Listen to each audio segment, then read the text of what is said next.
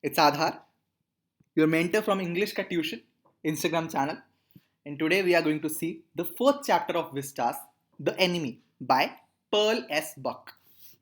Before you read, it is the time of the World War. An American prisoner of war is washed ashore in a dying state and is found at the doorstep of a Japanese doctor.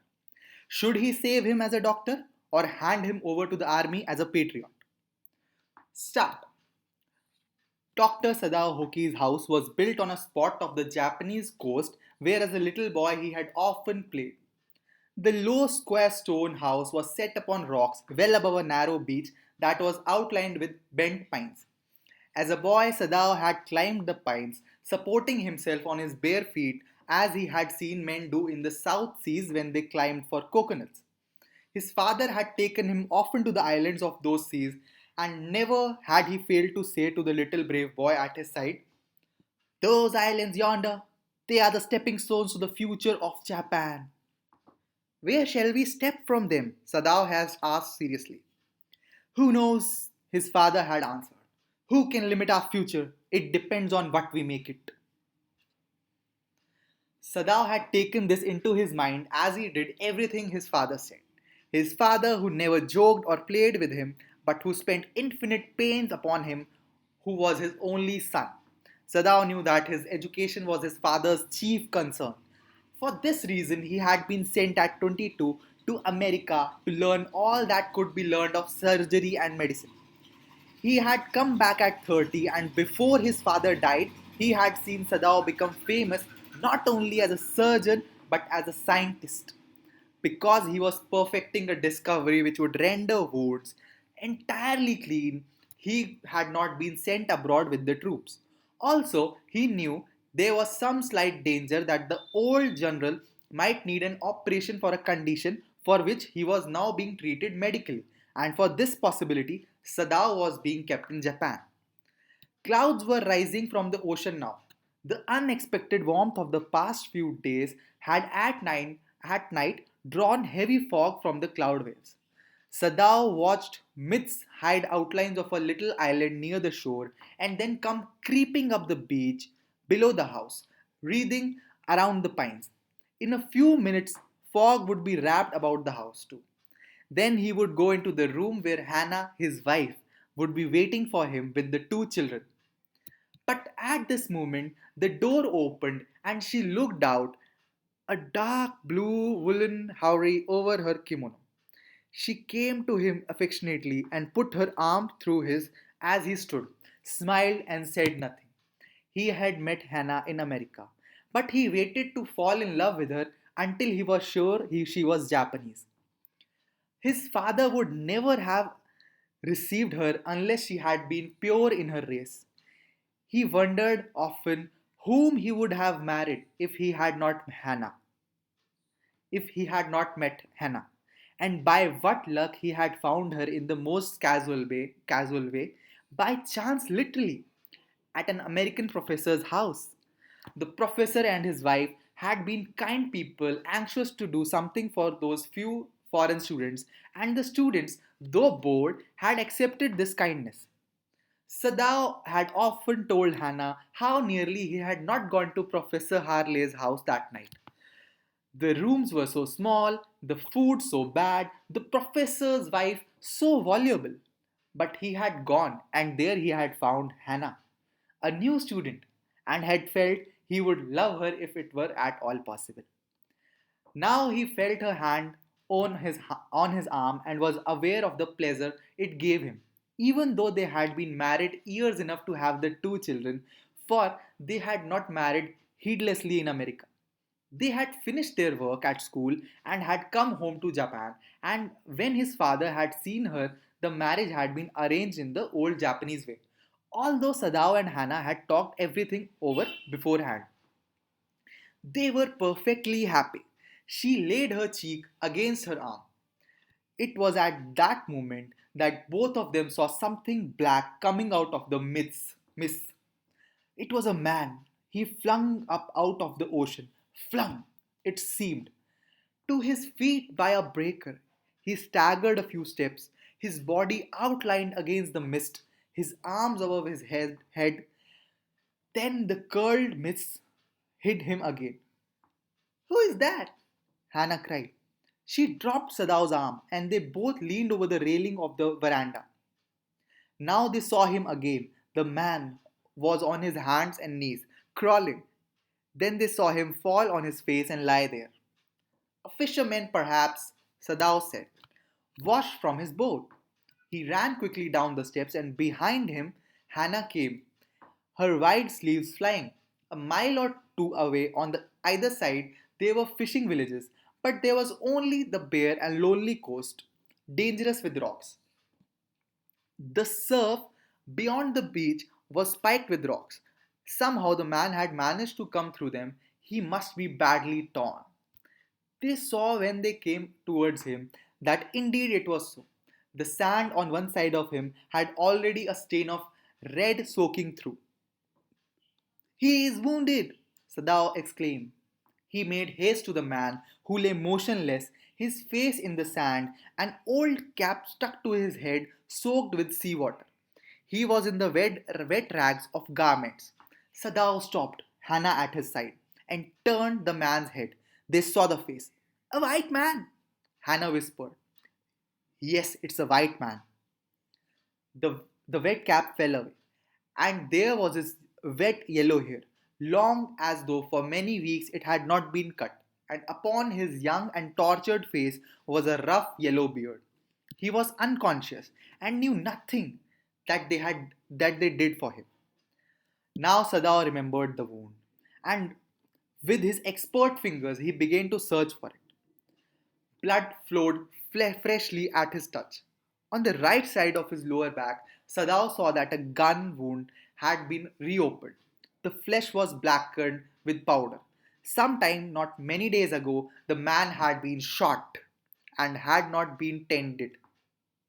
It was a bad chance that the rock had struck the wound. Oh, how he is bleeding! Hannah whispered again in a solemn voice. The mist screened them now completely, and this time of the day no one came by. The fishermen had gone home, and even the chance beachcombers would have considered the day at end. What shall we do with this man? Sadao muttered. But his trained hands seemed of their own will to be doing what they could to stanch the fearful bleeding. He packed the wound with sea moss that strewed the beach. The man moaned with pain in his stupor, but he did not awaken. The best thing that we could do would be to put him back into the sea, Sadao said, answering himself. Now that the bleeding was stopped for the moment, he stood up and dusted the sand from his hands. Yes, undoubtedly. That would be the best, Hannah said steadily, but she continued to stare down at the motionless man. If we sheltered a white man in our house, we would be arrested, and if we turned him over as a prisoner, he would certainly die, Sadao said. The kindest thing that would be to put back into the sea, Hannah said. But neither of them moved. They were staring with a curious repulsion upon the inert figure. What is he? Hannah whispered. There is something about him that looks American, Sadao said. He took up the battered cap. Yes, there, almost gone, was the faint lettering, a sailor, he said, from an American warship. He spelled it out, US Navy. The man was a prisoner of war. He has escaped, Hannah cried softly. And this is why he is wounded. In the back, Sadao agreed. They hesitated, looking at each other. Then Hannah said with resolution, Come, are we able to put him back into the sea? If I am able, are you? Sadao asked. No, Hannah said. But if you can do it alone? Sadao hesitated again. The strange thing is, he said, that if the man were whole, I could turn him over to the police without difficulty. I care nothing for him. He is my enemy. All Americans are my enemy, and he is only a common fellow. You see how foolish his face is. But since he is wounded, you cannot throw him back to the sea, Hannah said. Then there is only one thing to do. We must carry him inside the house. But the servants, Sadao inquired. We must simply tell them that we intend to give him to the police, as indeed we must. Sadao, we must think of the children and your position. It would endanger all of us if we did not give this man over as a prisoner of war. Certainly, Sadao agreed. I would not think of doing anything else. Thus agreed, together they lifted the man. He was very light, like a fowl that had been half starved for a long time until it is only feathers and skeleton. So, his arms hanging, they carried him up the steps into the side door of the house. This door opened into a passage, and down of the passage they carried the man towards an empty bedroom. It had been the bedroom of Sadao's father, and since his death it had not been used. They laid the man on the deeply matted floor. Everything here had been Japanese to please the old man, who had never in his own home sit on a chair or sleep in a foreign bed. Hannah went to the wall cupboards and slid back a door and took out a soft quilt. She hesitated. The quilt was covered with flowered silk, and the lining was pure white silk. He's so dirty, she murmured in distress. Yes, he had better be washed. Sadao agreed. If you will fetch hot water, I will wash him. I cannot bear for you to touch him, she said. We shall have to tell the servants. He is there. I will tell Yumi now. She can leave the children for a few minutes and she can wash him. Sadao considered a moment. Let it be so, he agreed. You tell Yumi and I will tell the others. But the utter pallor of the man's unconscious face moved him first to stoop and feel his pulse. It was faint, but yes, it was there. He put his hand against the man's cold breast. The heart too was yet alive. He will die unless he is operated on, Sadao said, considering. The question is whether he will not die anyway. Hannah cried out in fear. Don't try to save him. What if he should live? What if he should die? Sadao replied. He stood gazing down on the motionless man. This man must have extraordinary vitality, or he would have been dead by now. But then he was very young, perhaps not even yet 25. You mean die from the operation? Hannah asked. Yes, Sadao said. Hannah considered this doubtfully, and when she did not answer, Sadao turned away. At any rate, something must be done with him, he said, and first he must be washed. He went quickly out of the room, and Hannah came behind him.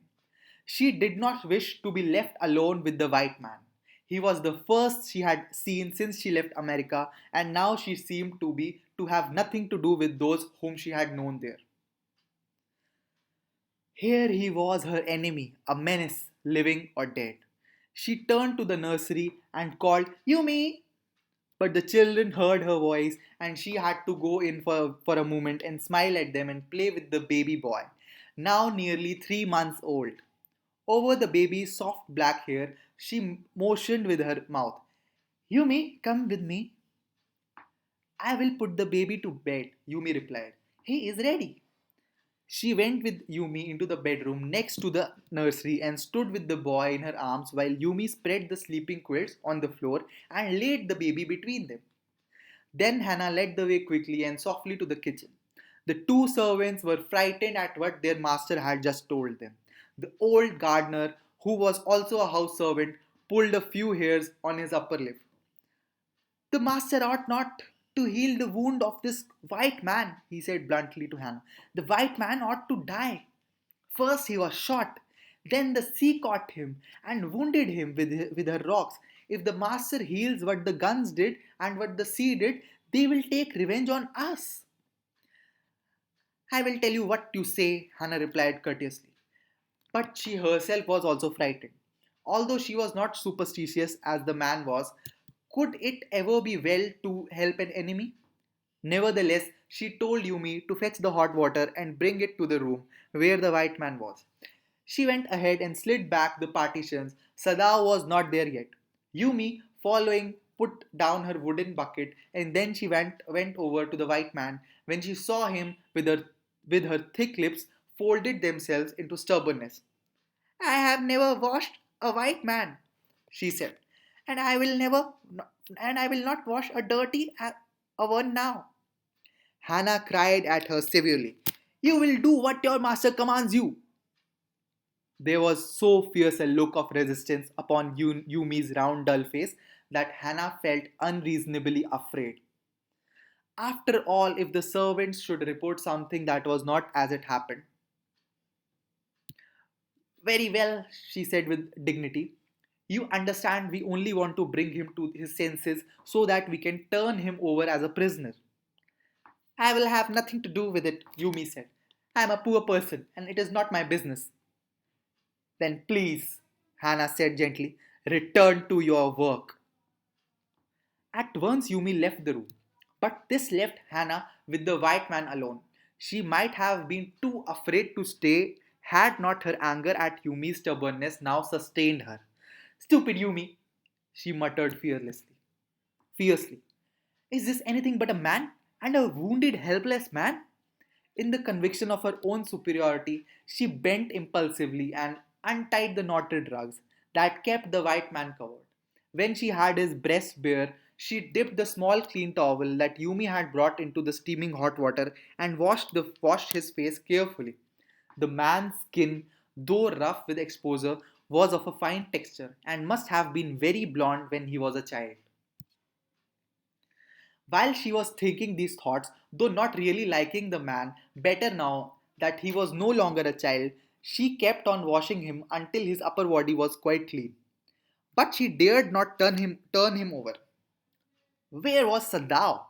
Now her anger was ebbing, and she was anxious again, and she rose, wiping her hands on the wrong towel. Then, lest the man be chilled, she put the quilt over him. Sadao! She called softly. He had been about to come in when she called. His hand had been on the door and now he opened it. She saw that he had bought his surgeon's emergency bag and that he wore his surgeon's coat. You have decided to operate? She cried. Yes, he said shortly. He turned his back to her and unfolded a sterilized towel upon the floor of the Tokonama alcove and put his instruments upon it. Fetch towels, he said. She went obediently, but how anxious now, to the linen shelves and took out the towels. There ought also be old pieces of matting so that the blood would not ruin the fine floor covering. She went out to the black veranda where the gardener kept strips of matting with which to protect delicate shrubs on cold nights and took an armful of them. But when she went back into the room, she saw this was useless. The blood had already soaked through the packing in the man's wound and had ruined the mat under him. Oh, the mat! She cried. Yes, it is ruined, Sadao replied as though he did not care. Help me to turn him, he commanded her. She obeyed him without a word and he began to wash the man's back carefully. Yumi would not wash him, she said. Did you wash him then? Sadao asked, not stopping for a moment with his swift, concise movements. Yes, she said. He did not seem to hear her, but she was used to his absorption when he was at work. She wondered for a moment if it mattered to him what was the body upon which he had worked for so long as it was for the work he did so excellently. You will have to give the anesthetic if he needs it, he said. I? She replied blankly. But I have never. It is easy enough, he said impatiently. He was taking out the packing now, and the blood began to flow more quickly. He peered into the wound with the bright surgeon's light fastened on his forehead. The bullet is still there, he said, with cool interest. Now I wonder how deep this rock wound is. If it is not too deep, it may be that I can get the bullet, but the bleeding is not superficial. He has lost much blood. At this moment, Hannah choked. He looked up and saw her face, the color of sulfur. Don't faint, he said sharply. He did not put down his exploring instrument. If I stop now, the man will surely die. She clasped her hand to her mouth and leaped up and ran out of the room. Outside in the garden, he heard her retching. But he went on with his work. It will be better for her to empty her stomach, he thought. He had forgotten that, of course, she had never seen an operation. But her distress and his inability to go to her at once made him impatient and irritable with this man who lay like dead under his knife. This man, he thought, there is no reason under heaven why he should live. Unconsciously, this thought made him ruthless, and he proceeded swiftly.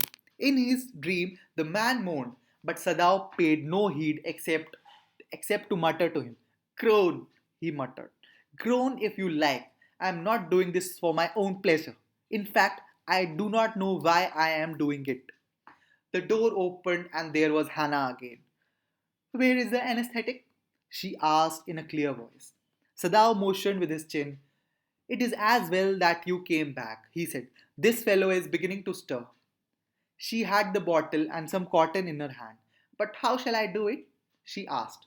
Simply saturate the cotton and hold it near his nostrils, Sadao replied without delaying for one moment the intricate detail of his work. When he breathes badly, move it away a little. She crouched close to the sleeping face of the young American. It was a piteously thin face, she thought, and the lips were twisted. The man was suffering, whether he knew it or not. Watching him, she wondered if the stories they heard sometimes of the sufferings of prisoners were true. They came like flickers of rumor, told by word of mouth, and were always contradicted. In the newspaper, the reports were always that wherever the Japanese armies went, the people received them gladly, with cries of joy at their liberation. But sometimes she remembered such men as General Takima, who at his home beat his wife cruelly, though no one mentioned it now that he had fought so victorious a battle in Manchuria. If a man like that could be so cruel to a woman in his power, would he not be cruel to one like this for an instance? She hoped anxiously that this young man had not been tortured. It was at this moment that she observed deep red scars on his neck, just under the ear. Those scars, she murmured, lifting her eyes to Sadao, but he did not answer. At this moment, he felt the tip of his instrument strike against something hard, dangerously near the kidney. All thought left him. He felt only the purest pleasure. He probed with his fingers delicately, familiar with every atom of this human body. His old American professor of anatomy had had seen to that knowledge. Ignorance of the human body is the surgeon's cardinal sin, sirs. He had thundered at his class year after year. To operate without as complete knowledge of the body as if you had made it, anything less than that is murder. It is not quite at the kidney, my friend, Sadao murmured. It was his habit to murmur to the patient when he forgot himself in an operation. My friend, he always used to call his patients, and so now he did, forgetting that this was his enemy.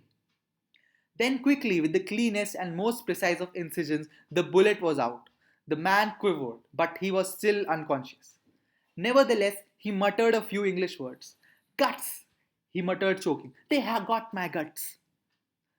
Sadao! Hannah cried sharply. Hush! Sadao said. The man sank again into silence so profound that Sadao took up his wrist, hating the touch of it. Yet there was still a pulse, so faint, so feeble, but enough if he wanted the man to live to give hope. But certainly I do not want this man to live, he thought. No more anesthetic, he told Hannah. He turned as swiftly as though he had never paused, and from his medicines he chose a small vial, and from it he filled a hypodermic and thrust it into the patient's left arm. Then, putting down the needle, he took the man's wrist again. The pulse under his fingers fluttered once or twice and then grew stronger. This man will live, in spite of all, he said to Hannah and sighed. The young man woke, so weak, his blue eyes so terrified when he perceived where he was, that Hannah felt compelled to apologize. She herself served her, for none of the servants would enter the room. When she came in the first time, she saw him summon his small strength to be prepared for some fearful thing. Don't be afraid, she begged him softly. How come you speak English? He gasped. I was a long time in America, she replied. She saw that he wanted to reply to that, but he could not, and so she knelt and fed him gently from the porcelain spoon. He ate unwillingly, but still he ate. Now you will soon be strong, she said, not liking him and yet moved to comfort him. He did not answer. When Sadao came in the third day after the operation, he found the young man sitting up, his face bloodless with the effort. Lie down, Sadao cried. Do you want to die? He forced the man down gently and strongly and examined the wound. You may kill yourself if you do this sort of thing, he scolded. What are you going to do with me? The boy muttered. He looked just now barely 17. Are you going to hand me over? For a moment, Sadao did not answer. He finished his examination and then pulled the silk quilt over this man. I do not know myself what I shall do with you, he said. I ought, of course, to give you to the police. You are a prisoner of war. No, do not tell me anything. He put up his hand as he saw the young man was about to speak. Do not even tell me your name unless I ask it. They looked at each other for a moment and then the young man closed his eyes and turned his face to the wall. Okay, he whispered and his mouth a bitter line. Outside the door, Hannah was waiting for Sada. He saw at once that she was in trouble. Sada, Yumi tells me the servants feel they cannot stay if we hide this man here anymore, she said. She tells me that they are saying that you and I were so long in America that we have forgotten to think of our own country first. They think we like Americans. It is not true, Sadao said harshly. Americans are our enemies. But I had been trained not to let a man die if I can help it. The servants cannot understand that, she said anxiously. No, he agreed. Neither seemed able to say more, and somehow the household dragged on. The servants grew more watchful. Their courtesy was as careful as ever, but their eyes were cold upon the pair to whom they were hired. It is clear what our master ought to do, the old gardener said one morning. He had worked with flowers all his life and had been a specialist too in the moss. For Sadao's father, he had made one of the finest moss gardens in Japan, sweeping the bright green carpet constantly so that not a leaf or a pine needle marred the velvet of his surface. My old master's son knows very well what he ought to do, he now said, pinching a bud from the bush. He spoke. When the man was so near death, why did he not let him bleed? That young master is so proud of his skill to save life that he saves any life, the cook said contemptuously. She split the fowl's neck skillfully and held the fluttering bird and let its blood flow into the roots of a vistara. Wistaria vine. Blood is the best of fertilizers, and the old gardener would not let her waste a drop of it. It is the children of whom we must think, Yumi said sadly. What will be the fate if the father is condemned as a traitor? They did not try to hide what they said from the ears of Hannah, as she stood arranging the day's flowers in the veranda nearby, and she knew they spoke on purpose that she might hear. That they were right, she knew too in most of her being. But there was another part of her which herself could not understand. It was not sentimental liking of the prisoner. She had come to think of him as a prisoner. She had not liked him, even yesterday, when he had said in an impulsive way, Anyway, let me tell you, my name is Tom. She had only bored her little distant bow. She saw hurt in his eyes, but she did not wish to assuage it. Indeed, he was a great trouble in this house. As for Sadao, every day he examined the wound carefully. The last stitches had been pulled out this morning, and the young man would in a fortnight be nearly as well as ever. Sadao went back to his office and carefully typed a letter to the chief of police reporting the whole matter. On the 20th, 21st day of February, an escaped prisoner was washed up on the shore in front of my house. So far, he typed, and then he opened a secret drawer of his desk and put the unfinished report into it. On the seventh day after that, the two things happened. In the morning, the servants left together, their belongings tied in the large square cotton kerchiefs. When Hannah got up in the morning, nothing was done. The house not cleaned and the food not prepared, and when she knew what it meant, she was dismayed and even terrified. But her pride as a mistress would not allow her to show it. Instead, she inclined her head gracefully when they appeared before her in the kitchen, and she paid them off and thanked them for all they had done for her. They were crying, but she did not cry. The cook and the gardener had served Sadao since he was a little boy in his father's house, and Yumi cried because of the children. She was so grieving that after she had gone, she ran back to Hannah. If the baby misses me too much tonight, send for me. I am going to my own house, and you know where it is. Thank you, Hannah said, smiling. But she told herself she would not send for Yumi. However, the baby cried. She made the breakfast and Sadao helped with the children. Neither of them spoke of the servants beyond the fact that they were gone. But after Hannah had taken morning food to the prisoner, she came back to Sadao. Why is it we cannot see clearly what we ought to do? She asked him. Even the servants see more clearly than we do. Why are we different from other Japanese? Sadao did not answer. But a little later, he went into the room where the prisoner was and said brusquely, Today you may get up on your feet.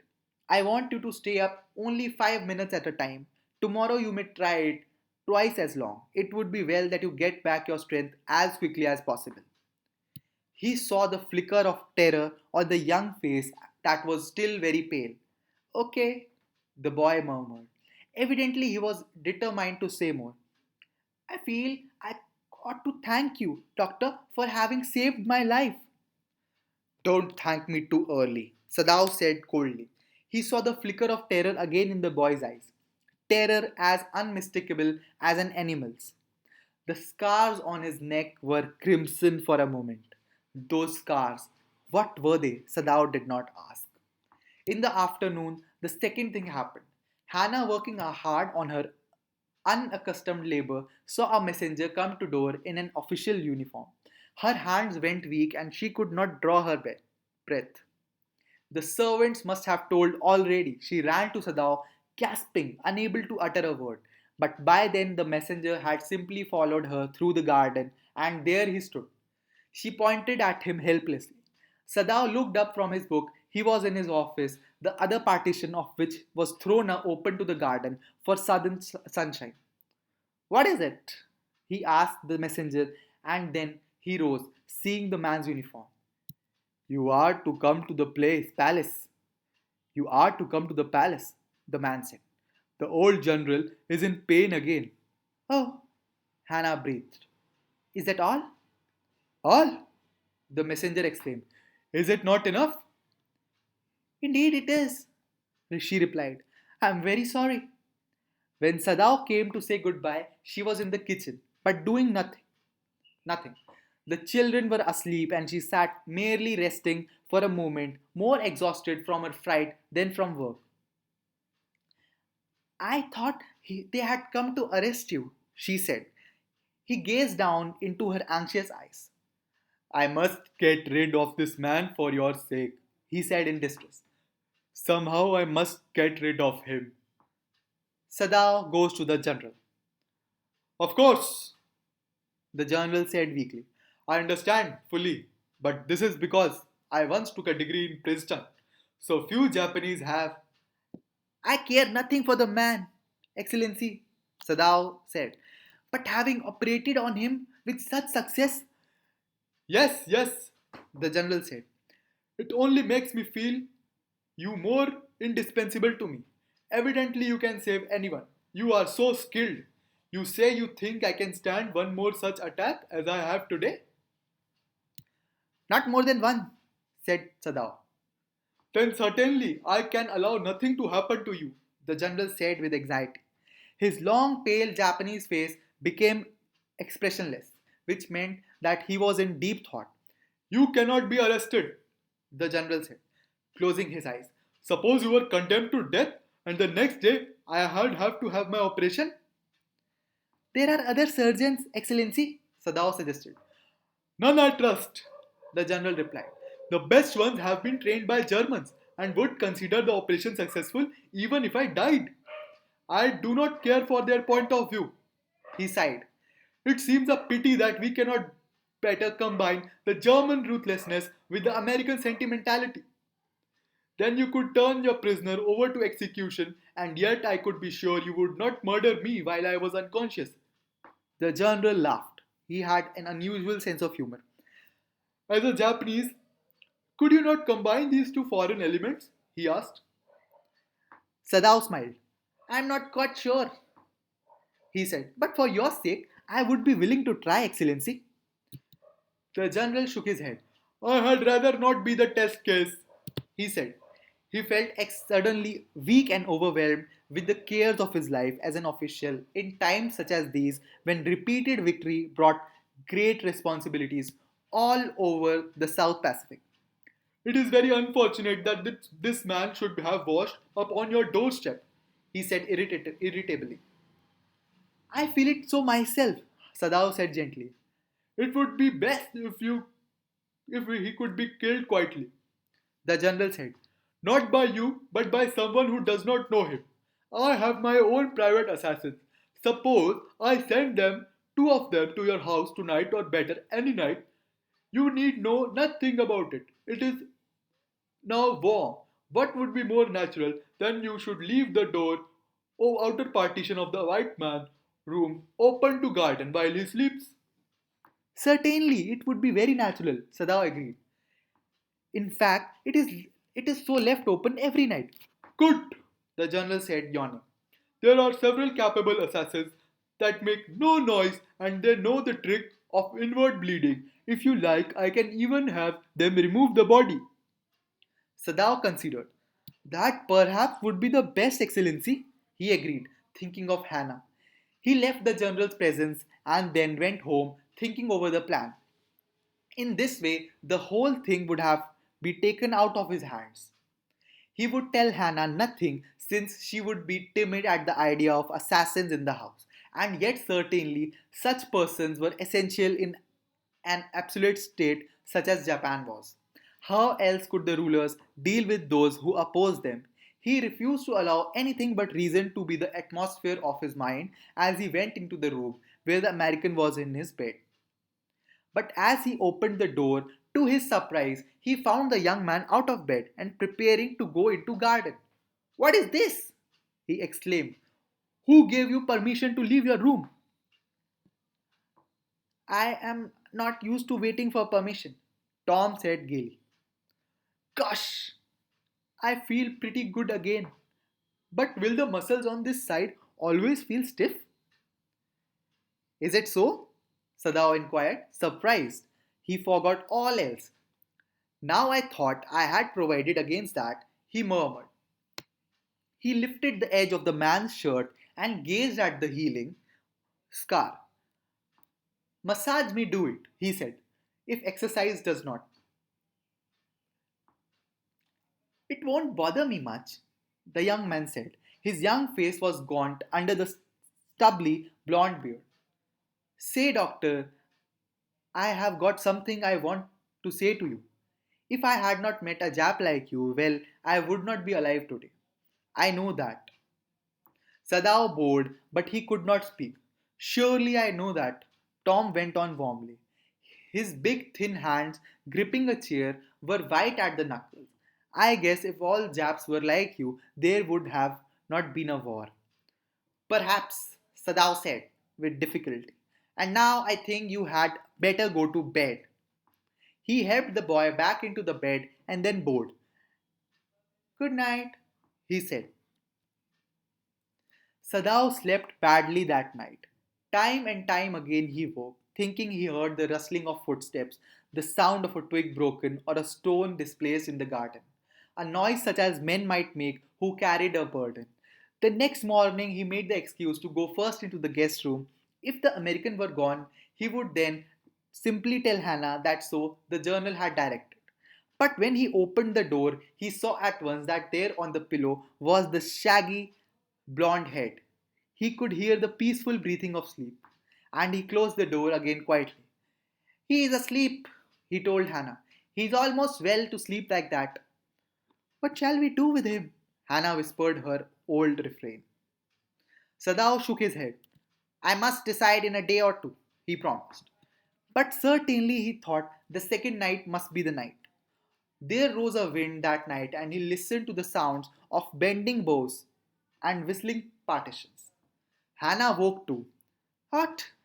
We not go and close the sick man's partition? She asked. No, Sadao said. He is able to do it for himself now. But the next morning the American was still there. Then the third night, of course, must be the night. The wind changed to quiet rain, and the garden was full of the sound of dripping eaves and running springs. Sadao slept a little better, but he woke up at the sound of a crash and leaped to his feet. What was that? Hannah cried. The baby woke at her voice and began to wail. I must go and see. But he held her and would not let her move. Sadao, she cried. What is the matter with you? Don't go, he muttered. Don't go. His terror infected her, and she stood breathless, waiting. There was only silence. Together they crept back into the bed, the baby between them. Yet, when he opened the door of the guest room in the morning, there was this young man. He was very gay and had already washed and was now on his feet. He had asked for a razor yesterday and had shaved himself, and today there was a faint color in his cheeks. I am well, he said joyously. Sadao drew his kimono round his weary body. He could not, he decided suddenly, go through another night. It was not that he cared for this young man's life. No, simply, it was not worth the strain. You are well, Sadao agreed. He lowered his voice. You are so well that I think if I put my boat on the shore tonight with food and extra clothing in it, you might be able to row to that little island not far from the coast. It is so near the coast that it has not been worth fortifying. Nobody lives on it because in storm it is submerged. But this is not the season of storm. You could live there until you saw a Korean fishing boat passing by. They pass quite near the island because the water is many fathoms deep there. The young man stared at him, slowly comprehending. Do I have to do? He asked. I think so, Sadao said gently. You understand, it is not hidden that you are here.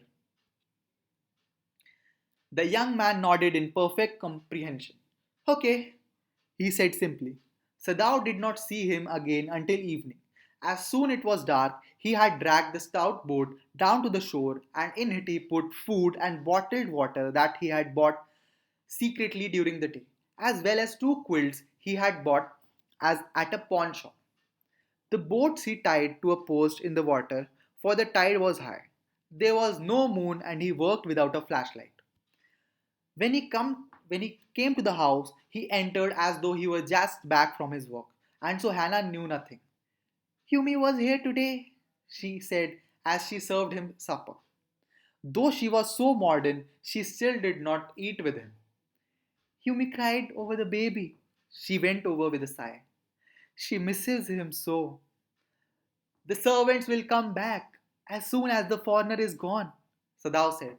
He went into the guest room and that night, before he went to bed himself, checked carefully the American's temperature, the state of the wound and his heart and the pulse. The pulse was irregular, but that was perhaps because of excitement. The young man's pale lips were pressed together and his eyes burned. Only the scars on his neck were red. I realize you are saving my life again, he told Sadao. Not at all, Sadao said. It is only inconvenient to have you here any longer. He had hesitated a good deal about giving the man a flashlight, but he had decided to give it to him after all. It was a small one, his own, which he used at night when he was cold. If your food runs out before you catch a boat, he said, signal me with two flashes at the same instant the sun drops over the horizon. Do not signal in darkness, for it will be seen. If you are all right but still there, signal me once. You will find fresh fish easy to catch, but you must eat them raw. A fire would be seen. Okay, the young man breathed. He was dressed now in a Japanese clothes, which Sadao had given him. And at the last moment, Sadao wrapped a black cloth about his blond head. Now, Sadao said. The young American, without a word, shook Sadao's hand warmly and then walked quite well across the floor and down the step into the darkness of the garden. Once, twice, Sadao saw his light flash to find his way, but that would not be suspected. He waited until from the shore there was one more flash. Then he closed the partition. That night he slept. You saw the man escaped? The general asked faintly. He had been operated upon a week before, an emergency operation to which Sadao had been called in the night. For 12 hours, Sadao had not been sure the general would live. The gallbladder was much involved. Then the old man had begun to breathe deeply again and to demand food. Sadao had not been able to ask about the assassins. So far as he knew, they had never come. The servants had returned, and Yumi had cleaned the guest room thoroughly and had burned sulfur in it to get the white man's smell out of it. Nobody said anything. Only the gardener was cross because he had got behind with his chrysanthemums. But after a week, Sadao felt the general was well enough to be spoken to about the prisoner. Yes, Excellency, he escaped. Sadao now said. He coughed, signifying that he had not said all he might have said, but was unwilling to disturb the general further. But the old man opened his eyes suddenly. That prisoner? He said with some energy. Did I not promise you I will kill him for you? You did, Excellency, Sadao said. Well, the old man said in a hushed tone, in a tone of amazement. So I did, but you see, I was suffering a good deal. The truth is, I thought of nothing but myself. In short, I forgot to my promise to you. I wondered, Your Excellency, murmured. Sadao murmured. It was certainly very careless of me, the general said. But you understand it was not the lack of patriotism or dereliction of duty. He looked anxiously at his doctor. If the matter should come out, you would understand that, wouldn't you? Certainly, Your Excellency, Sadao said. He suddenly comprehended that the general was in the palm of his hand, and that as a consequence, he himself was perfectly safe. I can swear to your loyalty, Excellency, he said to the old general, and to your zeal against the enemy. You are a good man, the general murmured, and closed his eyes. You will be rewarded. You will be rewarded. But Sadao, searching the spot of black in the twilighted sea that night, had his reward. There was no prick of light in the dusk. No one was on the island. His prisoner was gone. Safe, doubtless, for he had warned him to wait only for a Korean fishing boat. He stood for a moment on the veranda, gazing out to the sea from whence the young man had come that other night. And into his mind, although without reason, there came other white faces he had known. The professor at whose house he had met Hannah, a dull man, and his wife, who had been a silly, talkative woman in spite of her wish to be kind. He remembered his old teacher of anatomy who had been so insistent on mercy with the knife, and then he remembered the face of his fat, slatternly landlady. He had great difficulty in finding a place to live in America because he was a Japanese.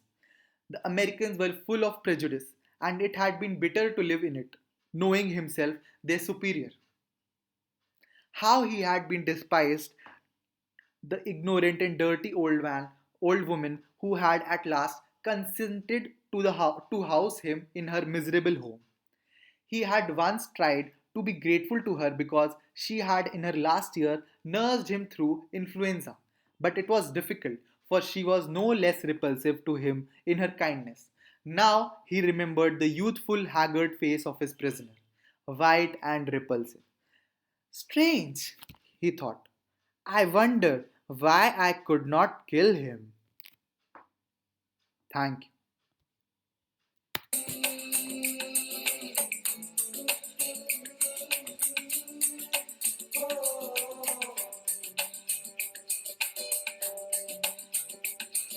शाम सवेरे तेरी यादें आती हैं, आके के दिल को मेरे यूं तड़पाती हैं। ओ सनम, मोहब्बत की कसम। बाय।